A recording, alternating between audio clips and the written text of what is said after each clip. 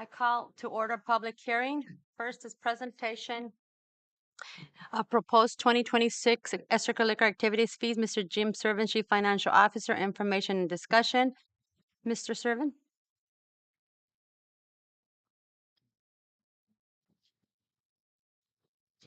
Madam President, members of the board, we are doing something that's statutorily required. Every year we have to discuss extracurricular activities. Mike, okay. So the audience can hear you. Every year, the board needs to approve the extracurricular activity fees. And so it is done through a notice and a public hearing. So we'll be discussing what the activity fees cover. And later on in the agenda, we'll be actually getting down to more information about the activities themselves. By statute, this is all established by statute, the board's required to set a per participant activity fee.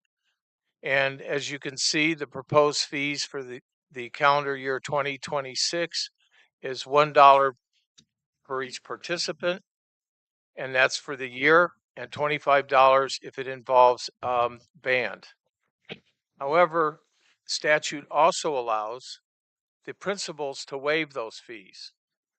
So based on economic conditions and given the fact that the district is a low income district, principals have the right on a case by case basis to waive the fee.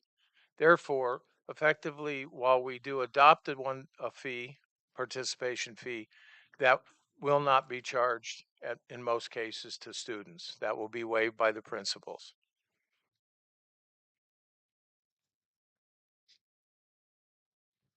Are there any questions from members of the public or the board? Are there any questions from the board? No. Okay, thank you.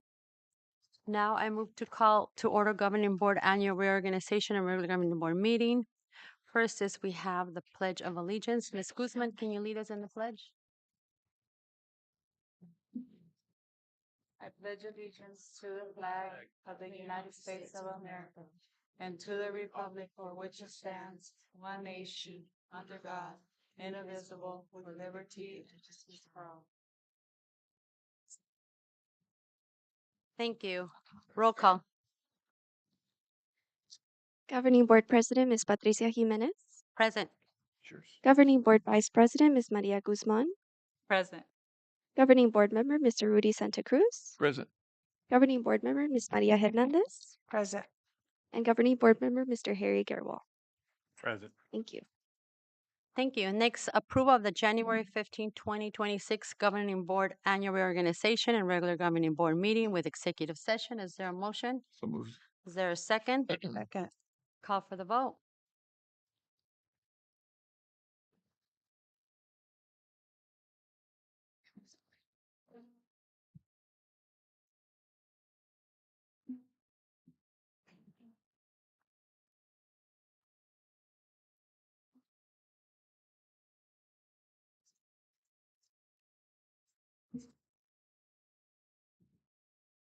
Motion carries. Next, approval of December 11, 2025 public hearing and regular governing board meeting minutes. Is there a motion? So moved. Is there a second? Any discussion changes? Hearing none, call for the vote. I'm sorry, Madam President. Who repeated the second motion? I said second. Thank you.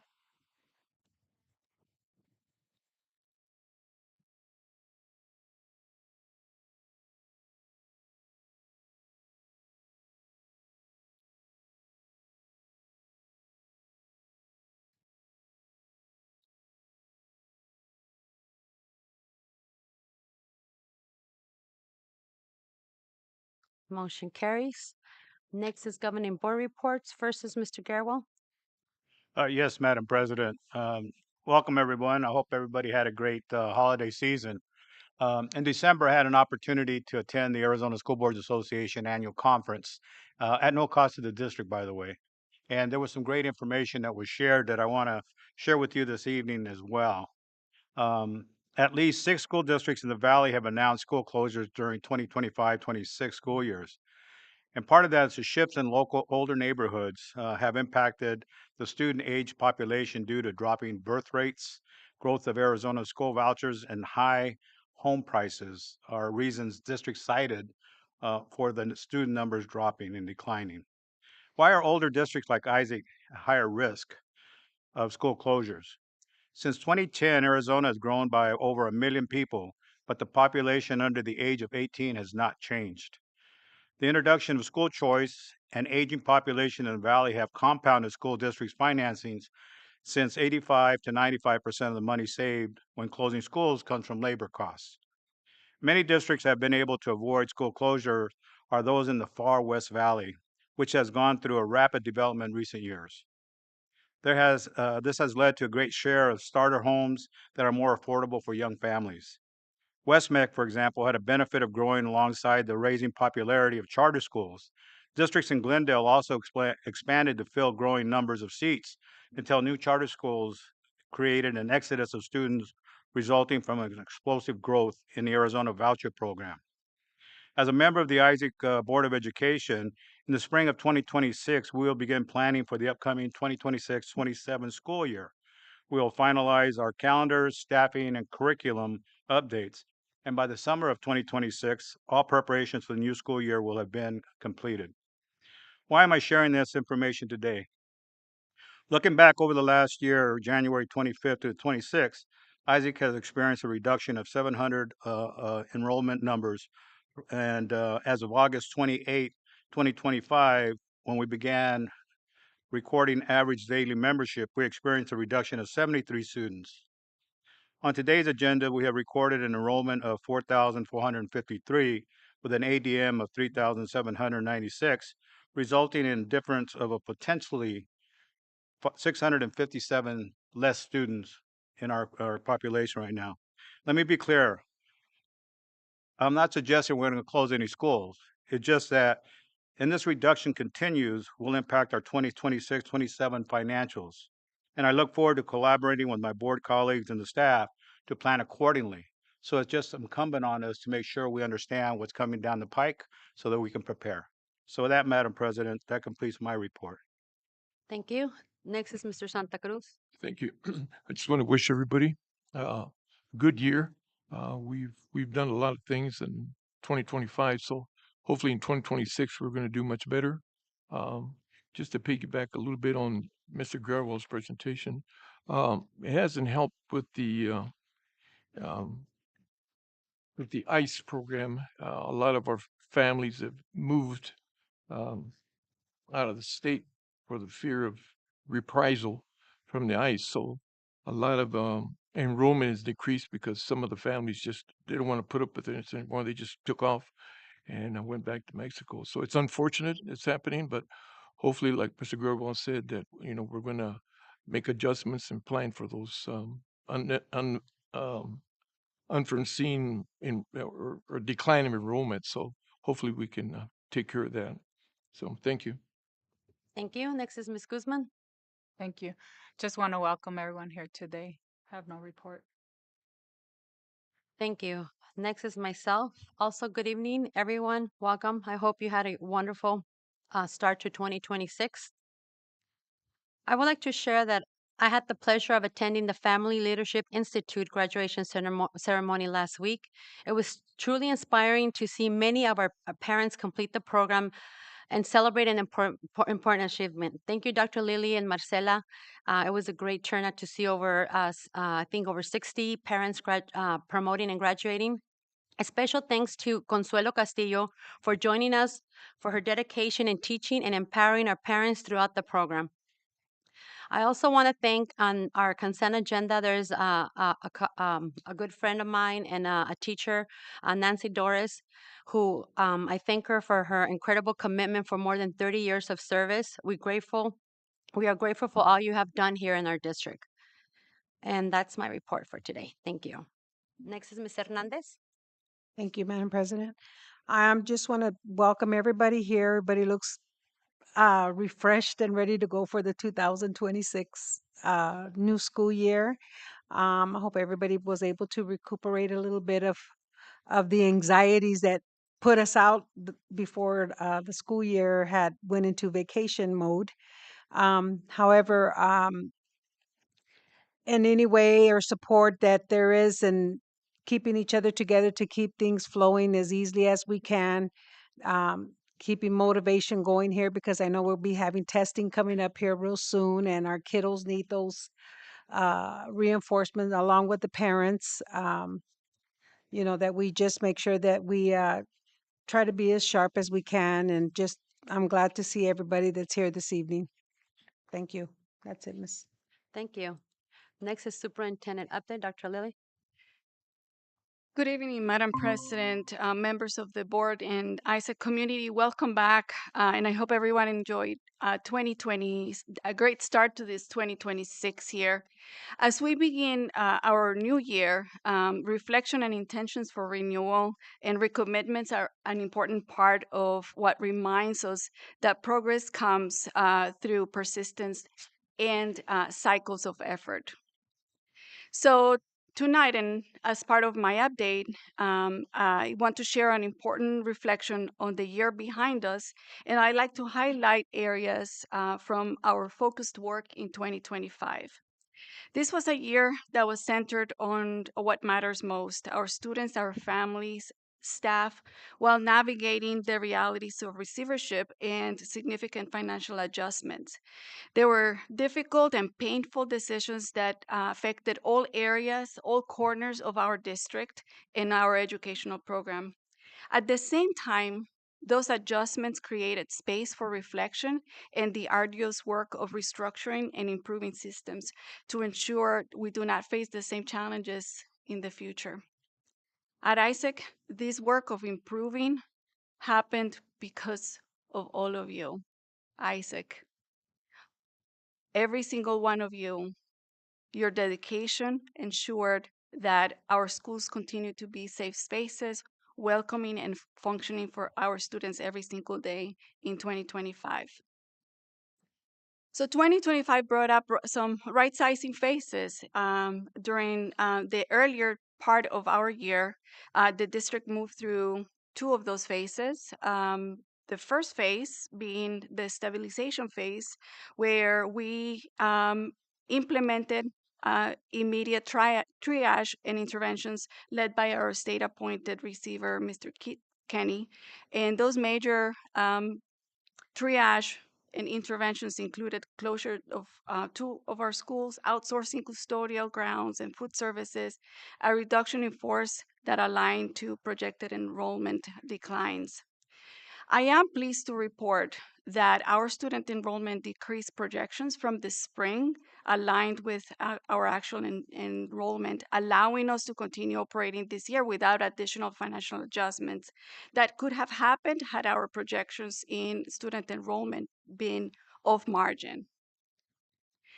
We transition then to the second phase, our transition and restructuring, and that's what we're currently living. That's our current reality. It's the hard work of strengthening our systems and adapting our behaviors. Our new reality ensures that we adjust to our new workflows, establish new habits, reorganize our operations, and implement procedures aligned to the right-sized budget. This has been a difficult and deeply felt, as I mentioned before, across our district. And again, I can only emphasize how critical the commitment and the resilience of our staff has been as we learn to operate within our means and live our new reality. Oftentimes, I am asked, what's in the horizon? And my answer to that is sustainability. We have made strong progress in these two phases, the second phase we're currently living, and there's still important work ahead this year so that we enter that next phase of sustainability with solid footing, ensuring that our strategic growth, rebuilding our reserves, and restoring strong academic gains that we were seeing prior to being under receivership. The priority areas that I am outlining here have grounded our work through these stabilization and transition phases and continue to guide us towards sustainability. Strategic priorities in student learning outcomes, communication systems and stakeholder engagement, as well as our financial systems and compliance. And I would like to briefly highlight each of these areas in this 2025 recap. If we move to the next slide, the major focus has been on establishing clear strategic priorities and measurable student learning outcomes. And this work has included deep engagement from all of you as a governing board through retreats and study sessions, as well as the district and site leadership. Together, we have clarified priorities for the next 5 years and committed to strategies and measures of success. One example of that is our shared focus on student growth and proficiency, especially increasing the percentage of our students that are at or above grade level and decreasing the percentage of students that are 2 or more levels below. And Dr. Lawton will be providing an update on this very specific measure later tonight. At our next meeting, we will also be providing a mid-year update on our strategic plan. And our strategic plan keeps us grounded. It creates that alignment and ensures that we all, as an organization, are moving towards common goals. Another key area for us has been communication. We know that through communication is an essential block for, or building block for building trust. This year, we prioritized establishing a communications framework and a decision-making pathway so concerns are addressed at the most immediate level, whether that's at a school or by a supervisor with clear escalation pathways when needed. When issues cannot be resolved at the immediate level, our executive team, which is comprised of district and new this year, the inclusion of site leaders, supports collaborative problem solving. Last month, I also conducted a listening tour to understand our current reality with culture and climate. And the sessions were opened to all staff and intentionally included representation from across the different roles. And I'll share those trends shortly. We have also maintained multiple avenues of ongoing feedback, an always on feedback and concern form, this digital form that is accessible on our website and soon at each of our schools, so that we hear about what is working and what are some areas that we can improve on. I invite all of you to communicate with us if those needs are not being addressed at your most immediate level. In conjunction with that, and because I know many of you may also be inclined to communicate with our governing board, we want to share that the board meetings are the best place to communicate more effectively with the board. And to address a policy for other types of communication with the governing board, I have invited Mr. Dangerfield from our legal team to provide an overview of our board policy for information. Mr. Dangerfield.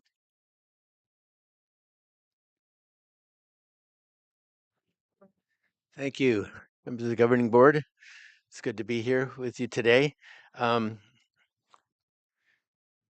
Dr. Mesa Lima asked me if I would review with you the policies on receiving complaints from the community. So when you receive complaints, you have policy KE, KEB, KEC, and KED. And they're the public concerns and complaints. And every one of them requires that it has a form that requires that people identify who they are that is filing that complaint. In addition, the KE, which is public concerns and complaints, the board will not consider or act on complaints that have not been explored at the appropriate administrative level. So I don't know if you have any specific questions about it, but I know that you have received complaints before and anonymous complaints, and they need to be referred on to the proper administrative level, but also the board should not respond directly to any anonymous complaints. Is there anything else?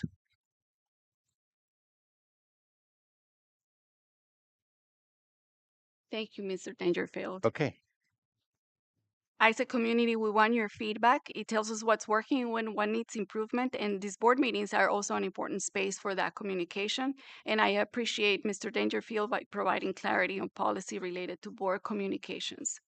The ISAC updates, which is our internal weekly newsletter, our Parent Advisory Council, and the Superintendent Advisory Council are also additional ways in which we maintain lines of communication with our staff, our families, and our students. And as I mentioned earlier, I conducted the listening session, and trends from that listening session indicate that progress has been made and there's still work to do. Strengths that were identified by the staff members that participated focused on having us strengths with relationships and trust. That was central to what was brought up is people are critical, and we know that to our organization, and they appreciate each other. Commitment to students and families was also expressed as a strength from our staff. The targeted and instructional supports that they have access to was a strength, as well as that improved communication and transparency. Where there were opportunities for improvement, and if we click one more time,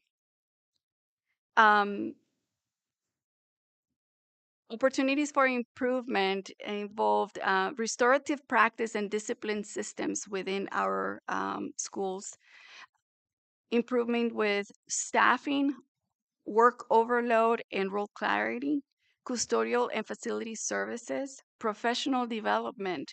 Our staff are seeking targeted and role-specific professional learning. Communication and follow through, additional recognitions to build up morale and aligning our resources and a deeper understanding of how budgets work. These insights continue to guide our next steps in how we continue to improve.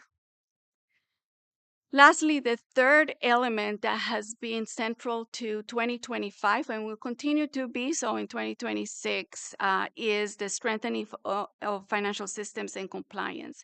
Our business and finance team has done an extensive work that has included revising and refiling annual financial reports for fiscal year 22, 23, and 24.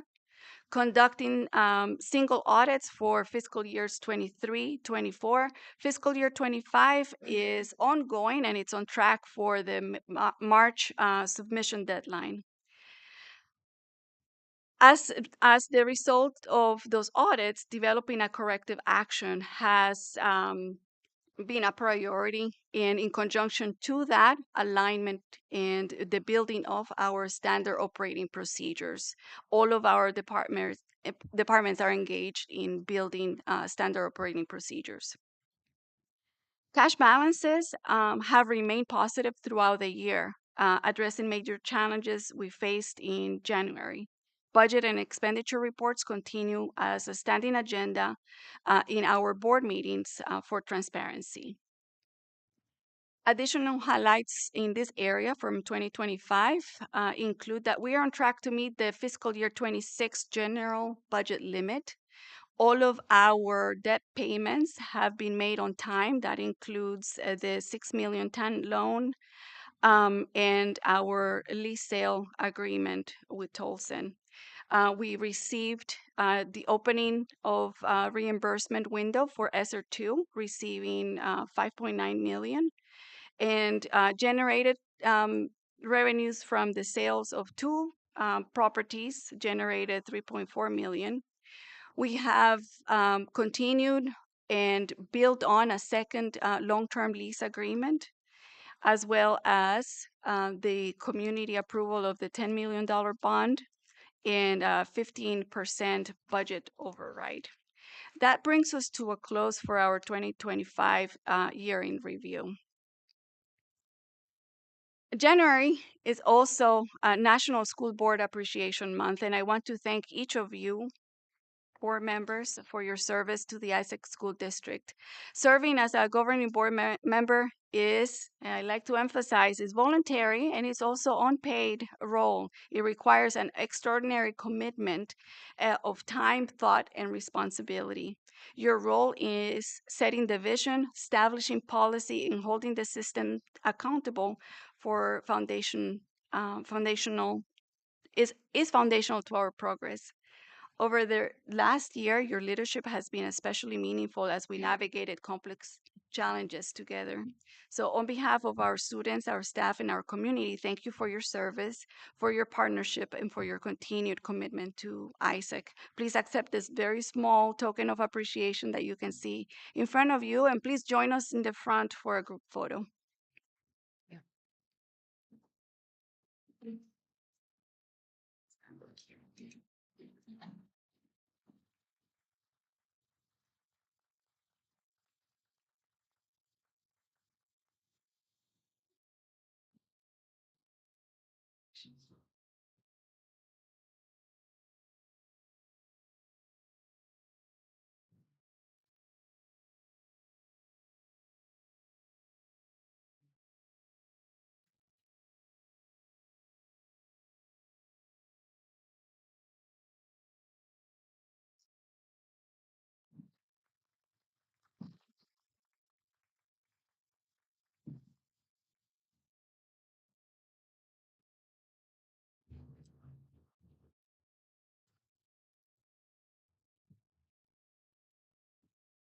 Madam President, that concludes my report.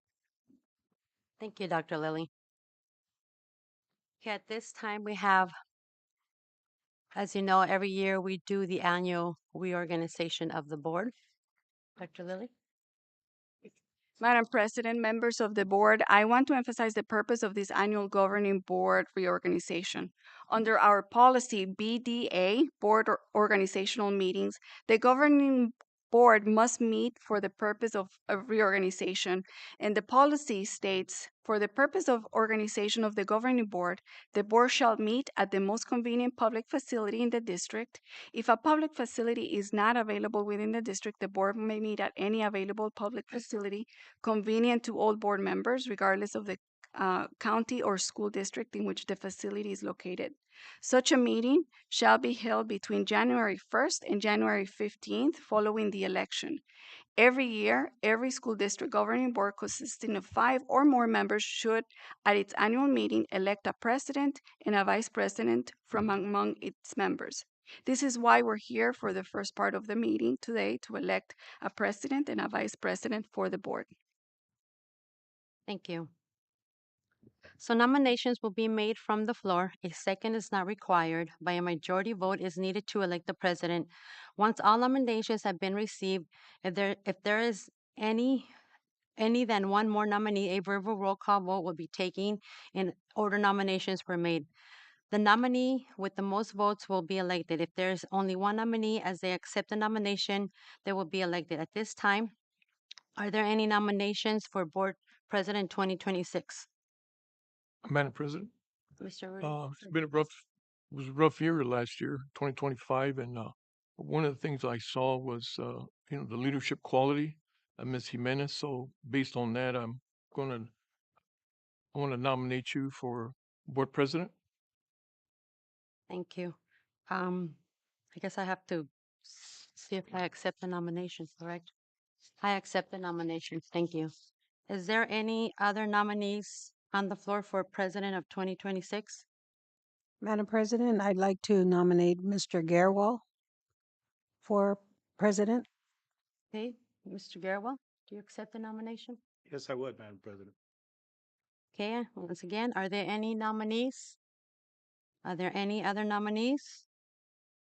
Okay, one more time, are there any nominees? Okay, Ms. Lluvia? Madam President, at this moment, I will take the book governing board verbal vote for the nominee, Ms. Patricia Jimenez. So all those in favor for nominated Ms. Patricia Jimenez as board president, please say aye. Aye. Aye. All those opposed, please say nay. Nay. Nay. I have Miss Maria Hernandez, nay, and then I have one more I just couldn't distinguish. Mr. Gerbil, may I have your verbal vote, Oh, Mr. yes, I Gerbil? said nay. Thank Thank you. Okay, and now for the election of the nomination for Mr. Harry Gerbil. All those in favor, please say aye for Mr. Gerbil. Aye. Aye. All those opposed, please say nay. Nay. Nay.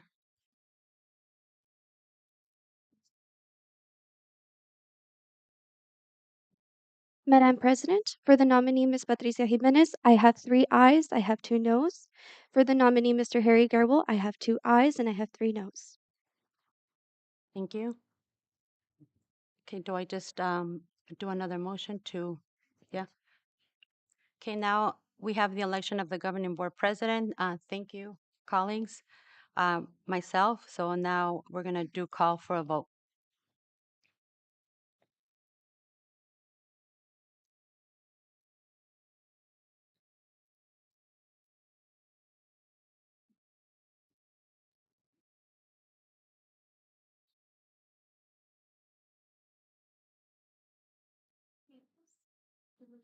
Thank you.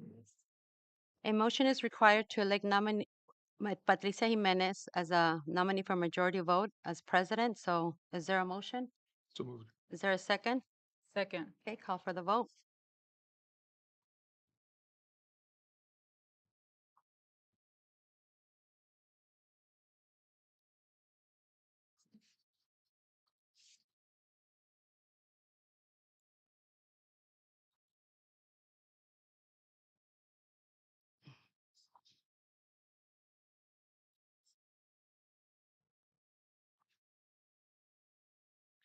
Thank you.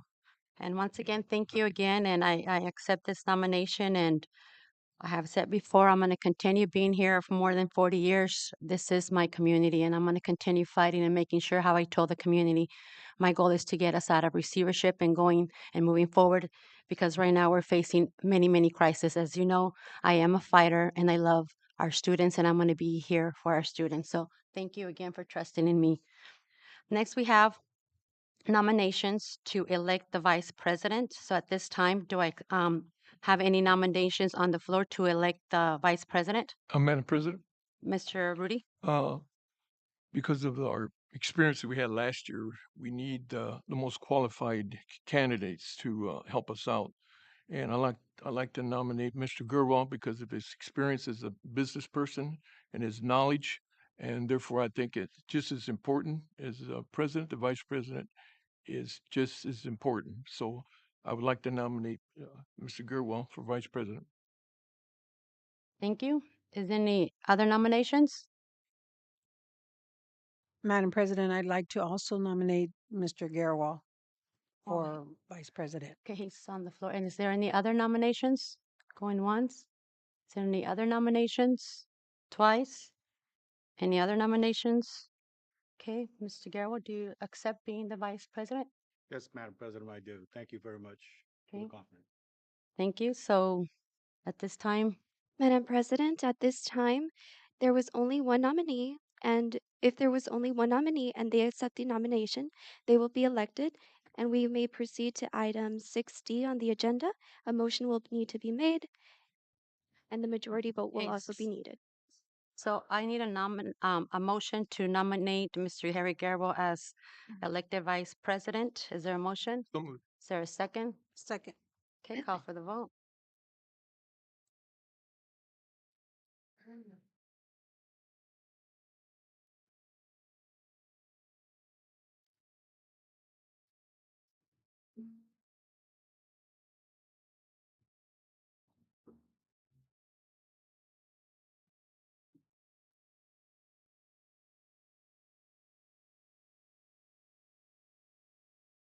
Okay, Mr. Garbo, congratulations. Thank you, You Madam to President. come and sit next to me.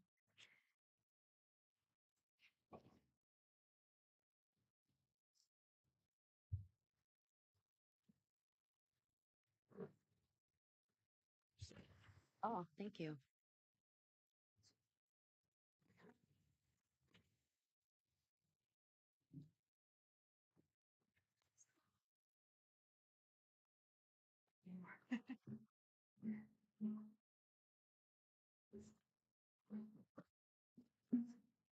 I gotta switch out.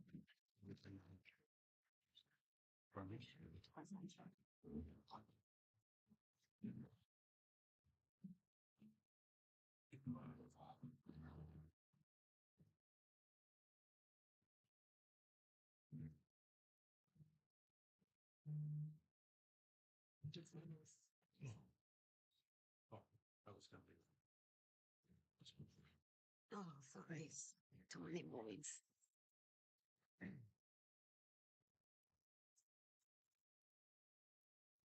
Thank you.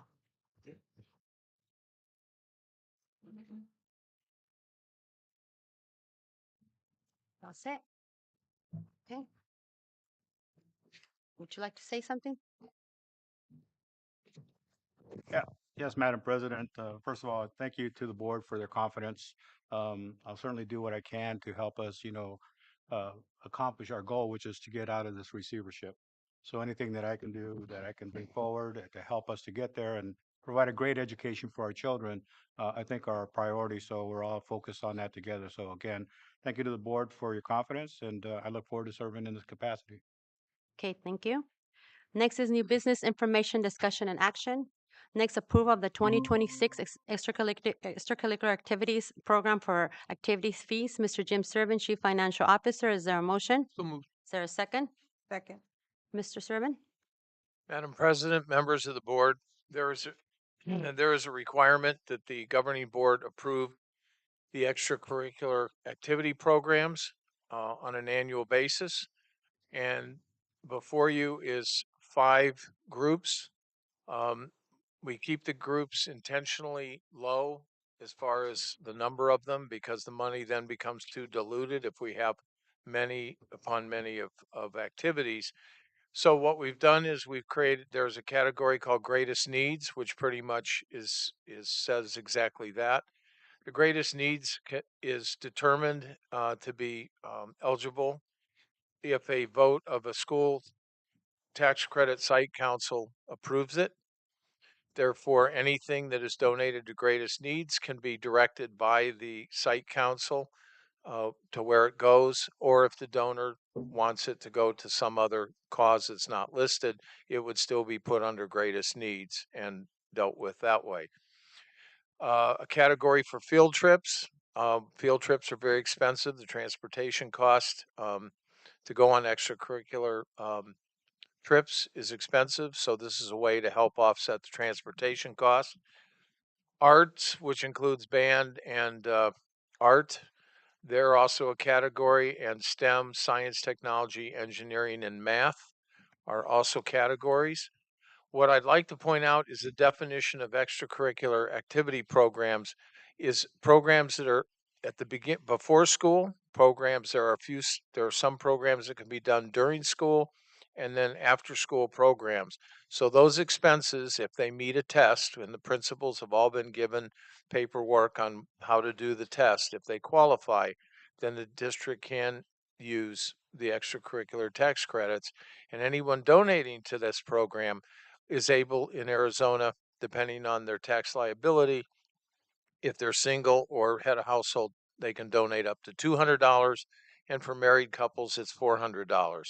And believe me, it goes a long way in helping the schools do the extracurricular activities, which tend to be expensive, and they are not paid for by the state. It's something in addition to, and these programs are not for credit. They are for enhancing the student's education and experience at schools. At any time, the governing board can bring up and add to this list. That is the right of the governing board to do that. But as of right now, these are the 5 recognized categories that I'm asking you to approve. Okay, does the board have any questions? Not a question, just a comment, Madam President. Mr. Guerrero? Mr. Seaver, thank you for that clarification because, I think sometimes when we think about tax credits for these kind of charitable giving, it's something that's personal. But at the same time, we're required to make sure we understand to the general public where those funds will be allocated towards. for our students. So I thought it was really important that our community understood that, you know, those funds would be used specifically for these types of extracurricular activities. Yes. And then that way there's no confusion about where the money's going. So thank you for doing that. Okay, any further questions from the board?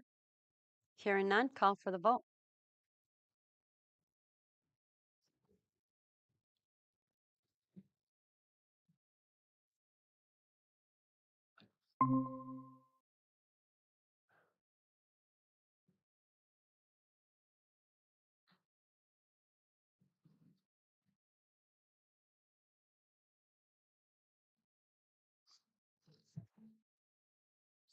Okay, motion carries. Next, we have financial update. Mr. James Serb. Excuse me, what we have to do now is two separate thoughts is that we've got proposed extracurricular activity programs need to be adopted by the board. So I just presented the first part, which was the actual programs themselves. Now the board has to adopt the activity fees. We had a public hearing, but now we need an adoption. It's not on the agenda, is it?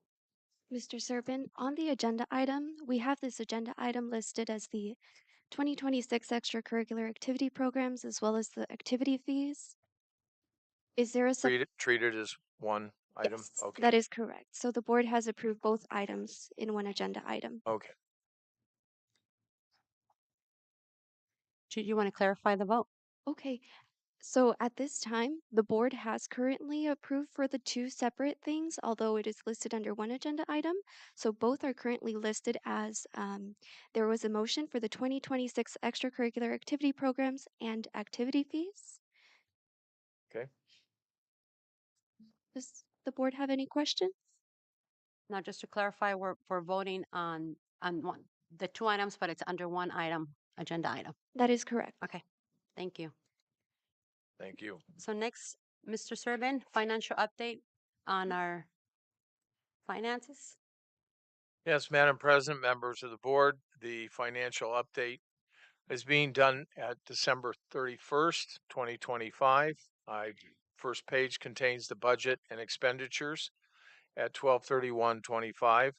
I would like to point out that at the next board meeting, we will be revising the M&O budget again based on all of the corrections that have been made for past years through 2025. And we will basically pick up an additional budget of $1.3 million at the next board meeting. So there'll be a public hearing and then we'll be revising the budget. As you can see before you, the other categories that have the grants, E-rate, state grants, and food service, and those accounts. And at this point in time, I would say that we are definitely on track for our plans and expectations for 2026. Next schedule is cash balances at 12/31 based on the treasurer's numbers. And at that, summing up the cash in the treasurer's accounts, there's $8.7 million in cash at the county treasurer as of the end of the year.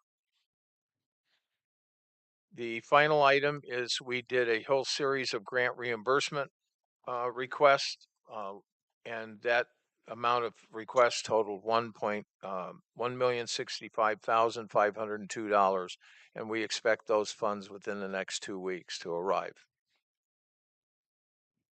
Oh, excellent. So we've received that money. It's in the bank. Right.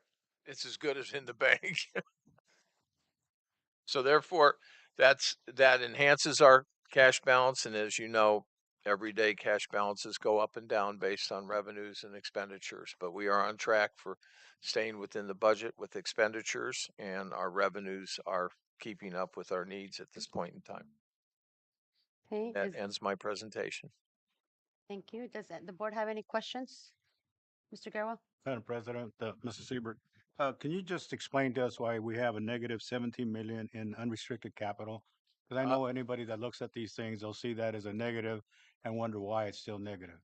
So it's interesting that you brought that up because essentially what that is, this is the treasurer's cash balance. The treasurer has the ability under statute to move the money between his two funds. He has two basic um, areas that he can put the money in.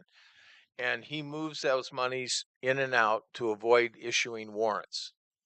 So he's free by statute to more or less move the cash. And as long as we're cash positive in the two buckets that they have, we continue to operate and within the required statutes.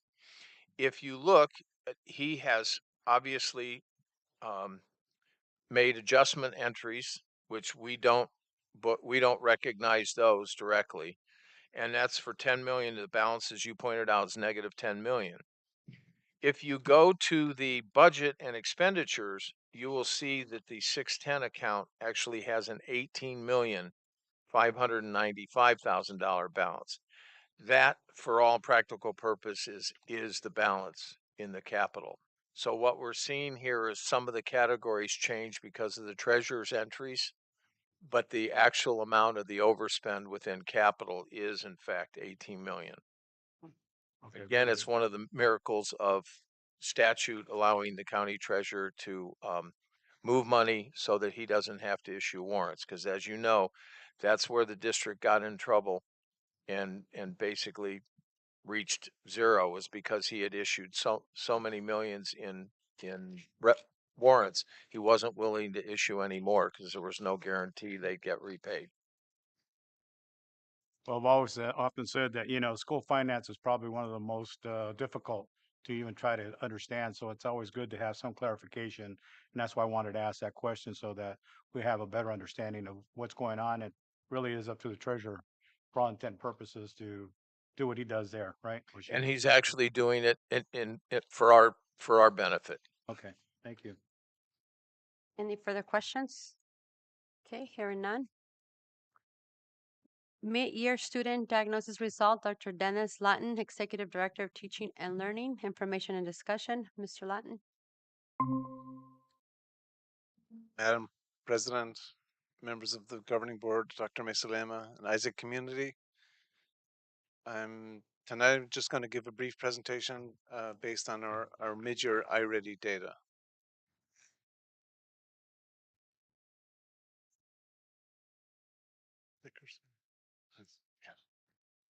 Thanks. Okay. This connects to our strategic plan, pillar 1, closing opportunity gaps, improving reading and writing achievement, and improving math and science achievement.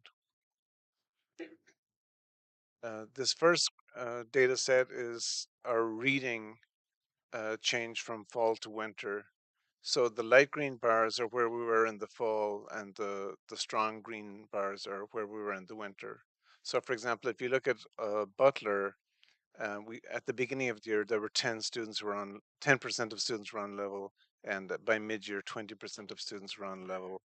And our goal every year is to increase the green there by 20%. So we would say Butler, because they increased 10% in the first half, they were on track to meet that goal. And you can see 3 other sites also were. On the other end, like Dr. Mesalema mentioned, as well as increasing proficiency, we want to look at those students who are underperforming, and we want to reduce those numbers. So you can see there, this data is also for reading. So at Butler, at the beginning of the year, we had 41% of students who were 2 or more levels below, and by mid-year, they had cut that to 33. This is the same data, it's just shown with the comparisons together. This is the first 2 bars you can see for Butler. Again, you have the pale green going to the dark green, that increase of 10, and over on the right hand side, the red, we were going from 41% down to 33. So our goal as we go through the years, we're pushing that data across where the green is increasing and the red is decreasing. Here's the math data. We can see for math, we didn't have any sites that met the goal that are on track for the 20% increase. And here's the data for reducing the students that are 2 or more levels below. You can see in math, we had more success there. So Butler, Esperanza, Sutton, Zito, Mitchell, and Pueblo are all on track to meet that goal of reducing that percent of students who are 2 or more levels below. And again, this is the same data. So you can see the pink going down to the red. You can see that we are moving students in on the below level side for math. Some takeaways from the data as we looked at the mid-year, we're seeing gains in reading, particularly in grade 5 and on the green of students on level. In math, we're seeing stronger progress with students who were 2 or more levels below. So we're having more impact with those guys and the math area. And overall, our mid-year data, we're seeing lower performance in both math and reading compared to this time last year. And as Dr. Mesa-Lema said, we're in a transition year. At the end of last year, a lot of our veteran teachers chose to part ways in our district with our district, and so we have 50 new 50 new teachers that we onboarded in the fall. So there's a lot of growing pains that go along with that and the adjustments. So the sites have been working really hard. The site leaders, the academic coaches, with the support of TNL, to try and get everyone where they need to be to move our students ahead. Some action steps we're taking. All of the sites engaged in a mid-year data review last Thursday, and again, to look very closely at this data and identify areas of success challenge.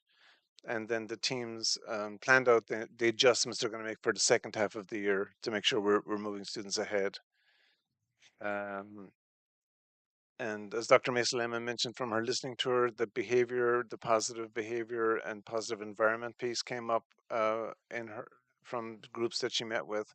And all of our site teams are going to be participating coming up in February here with PBIS, the Positive Behavior Interventions and Supports piece. So we can get our teams stronger with that. And so then when we have those new teachers coming in, that we'll be better able to support them with their classroom management pieces. And another thing is in the fall, in the past, we've had 21st Century Funds to run after school clubs. We have tutoring. This year, we didn't have that in the fall, but I'm happy to let you know that starting next week, we'll be starting to have after school tutoring opportunities for our students. So we're expecting we'll have a stronger second half of the year. Thank you. Does the board have any questions? Mr. Gerwa? Thank you, Mr. Lawton, for the information. And we kept mentioning data and we were looking at numbers. So I just have one question for you because there was one in the takeaway that caught my eye. So if you wouldn't mind, perhaps you can help me by understanding and by defining stronger progress. I don't know how to measure stronger progress. I would say stronger progress in compared to the other content areas is what was intended. So stronger progress in math compared to reading. Okay. So in a comparison to from Yeah. one to the other. Yes. Okay. Versus, the data set that you were looking at, that could be a little bit ambiguous if you're just talking about progress. Yeah. Yeah, you're right. But I mean, compared to where we were last year and the previous year, the progress is not as strong. Okay. Yeah. All right. Thank you. Okay, thank you. I have a question, Madam President. Mr. Santa Cruz? Do you think, in your opinion, that if we would have had the 21st century, that will help our grades a little bit? I taught the 21st century, so I think it does help, but I just need your opinion. Yeah, I think extending the school day and having the students in a safe and supportive environment where they're getting some of those academic pieces definitely makes a difference. Okay. Thank you. Any further questions? Okay, hearing none, we move on. Approval of another certified and administrator staff promotion, Sarah DeVore, intern principal at Pueblo del Sol K-8 school, Ms. Silvia Carrizosa, executive director of employee relations. Is there a motion? So moved. Is there a second? Second. Ms. Carrizosa? Good evening, Madam President, governing board members, Dr. Lilly, and the eyes of community. I am pleased to recommend Ms. Sarah DeVore as the interim principal of Pueblo del Sol. This recommendation is made to ensure total consistency for our students, staff, and families. The administrative team will remain in place with Ms. DeVore stepping into the lead role, supported by the assistant principal, Mr. Abel Flores. This leadership structure provides the stability necessary to maintain our momentum and ensures that the school operations continue without interruption. We are confident that the established partnership between Ms. DeVore and Mr. Flores provides the steady, experienced leadership that the PDS community deserves. During this transition, I respectfully ask for your approval. Thank you. Does the board have any questions? Okay, hearing none, call for the vote.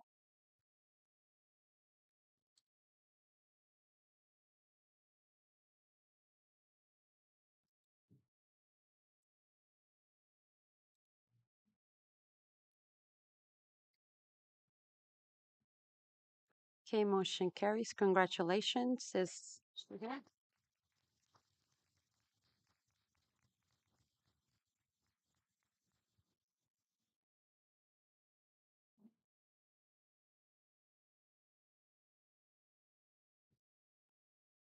Good evening.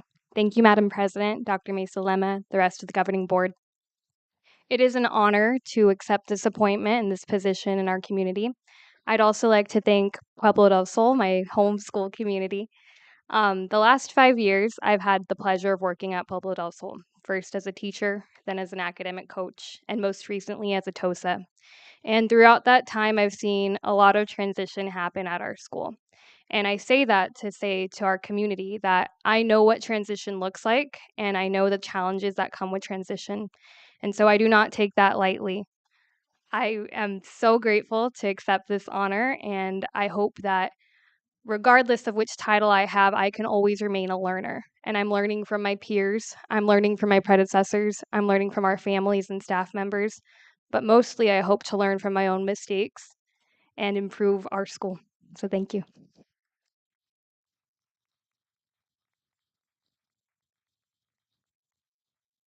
Thank you. Congratulations. Next, adoption of the second reading of policy section E and possible adoption of policy book section E. Dr. Lily Mesa Lema, interim superintendent. Is there information, discussion, and action? Madam President, members of the board, tonight we continue to the process of updating the policy manual. For this agenda item, I bring the second reading for section E in our policy book titled Support Services. The second reading encompasses the revisions outlined during that first reading, and now it's presented to you, followed by discussion and possible approval. Does the board have any questions? Okay, now I guess we're have a motion to adopt the policy. I have to read it. I want to read it. Oh, you want to read it? I'll read it. Go. I'll have to do a quick summary. Everything you guys have been looking for. In section E, all the policies that include clarifying language updates include EB, EBR, EBAA, ABC, ECB, ECAR, EDBR, EE, EEAA, EEAER, also policy EEAE, policy EEAEA, policy EEAG, policy EEAGR, policy EFR, and policy EGAD.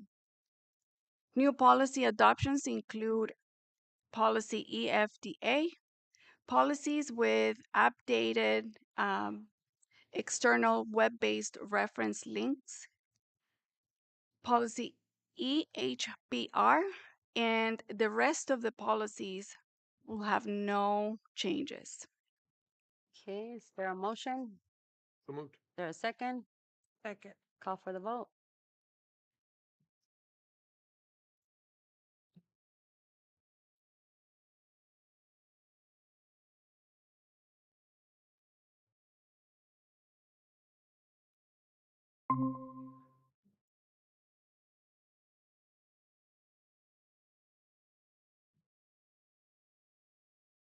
Okay, motion carries. Next, we have adoption of the first reading of policy book section F. Dr. Lily Mesa Lema, interim superintendent, information, discussion, and action. Is there a motion? So moved. Is there a second? Second. Okay, Dr. Mesa Lema. Madam President, members of the board, in this agenda item, I bring the first reading of section F, facilities development. As it was the case in the previous session, the first reading, I will present a summary of changes followed by the board's discussion and request to approve the first read of this particular section. Section Policy FA includes adoptions to clarifying language from the model policy and maintains all other previously adopted language. Policy FCB has no changes. Policy FEA has no changes. Policy FF adopts the clarifying language from the model policy and maintains all other previously adopted policy language. That concludes the presentation for the first reading of Section F. I welcome your discussion, followed by recommended approval for this first reading. Have any questions? The first reading? No? Okay, call for the vote.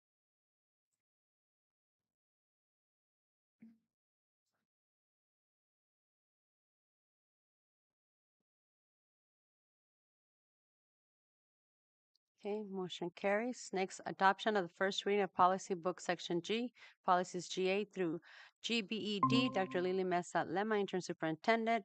Discussion and action. Is there a motion? So moved. Is there a second? Second. Okay, Ms. Lema. Madam President, members of the board, as a community, Section G has been split given the length. Tonight, we're going to review policies GA through DBD, and I bring that first reading of Section G entitled Personnel, and I will present a summary of changes followed by the board's discussion, and I request to approve the first read for this particular Section G. Policy GA maintains the current policy and there's no changes. Policy GBB maintains the current policy, there are no changes. Policy GBA maintains the current policy, there are no changes. Policy GBAR adopts the clarifying language from the model policy. Policy GBAE maintains the current exhibit with no changes. Policy GBB maintains the current policy with no changes. Policy GBEA maintains the current policy with no changes. Policy GBEAA maintains the current policy with no changes. Policy GBEAAE adopts the updated district office address and maintains all other previously adopted language. Policy GBEB maintains the current policy with no changes. Policy GBEBR maintains the current regulation with no changes. Policy GBEBE maintains the current exhibit with no changes. Policy GBEBB maintains the current policy with no changes. Policy GBEBC maintains the current policy with no changes. Policy GBEC maintains the current policy with no changes. Policy GBEC-EA adopts the clarifying language from the model policy.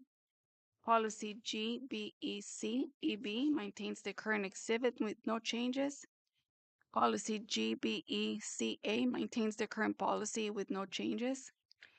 Policy GBECB adopts the clarifying language from the model policy. Policy GBED maintains the current policy with no changes.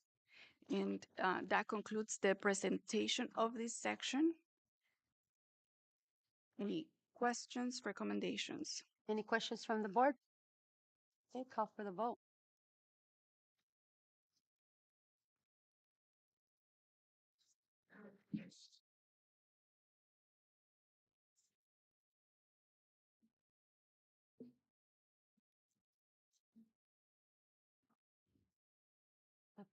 I'm sorry, Madam President, we will redo this vote.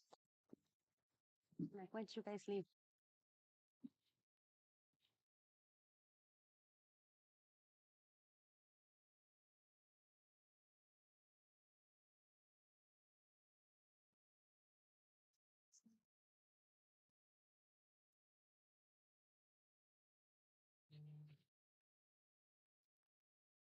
Rudy. Oh, sorry.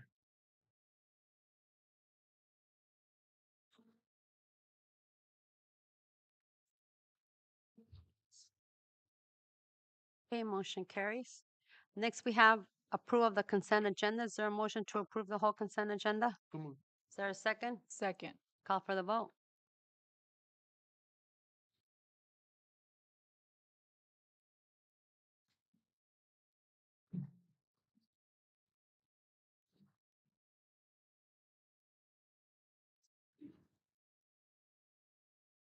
Rudy, I voted already. you did? Yeah. Got it? Okay.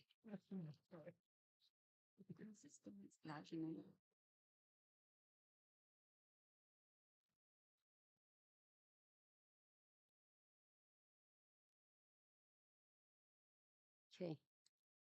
Motion carries. Next is call to the public. Do we have any call to the public? Madam President, this evening we do not have any requests to address the governing board. Thank you. Next, we have the enrollment is 4,453. Average daily membership, 3,890. Average daily attendance, 3,796. Calendar, January 19th, Martin Luther King Day, no school. Office is closed. Our next governing board meeting will be January 29th here at the district office. And next we have executive session. Just to clarify, board, there's two items, so we have to vote on the two items before we go into executive session. The first motion is a motion to possible action to convene to executive session pursuant to ARS 38431.0383, discussion for consultation for legal advice with an attorney of the public body for conflict of interest advice. Is there a motion? So moved. There a second? Second. Okay, call for the vote.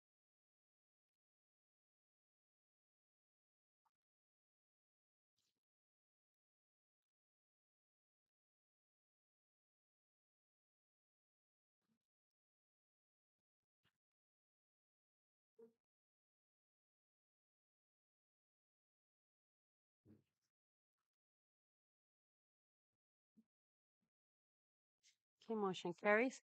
The next one is motion and possible action to convene to executive session pursuant to ARS 3843103881 and A3, discussion or consideration of employment, assignment, appointment, promotion, demotion, dismissal, salary, discipline, or resignation of the public officer of public body, of legal advice with attorney of the public body, interim superintendent's contract evaluation. Is there a motion? So moved. Is there a second? Second. Call for the vote.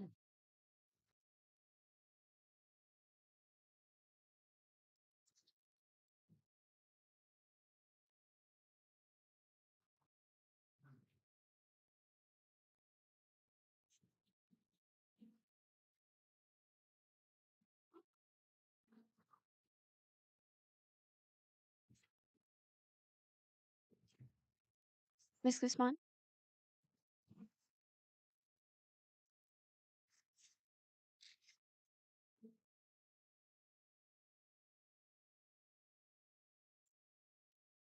Okay, motion carries. At this time, we go into executive session. Thank you.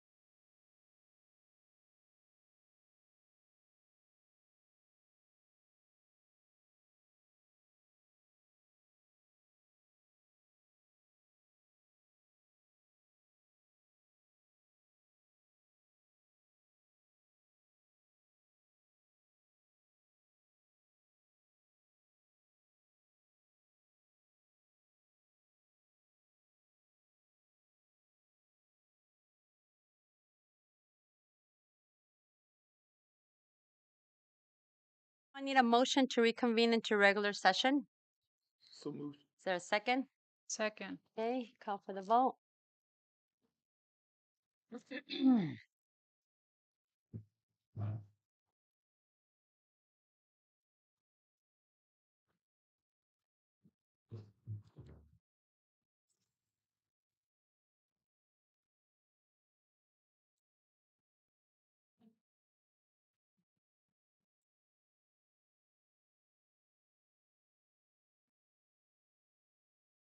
Okay, motion carries.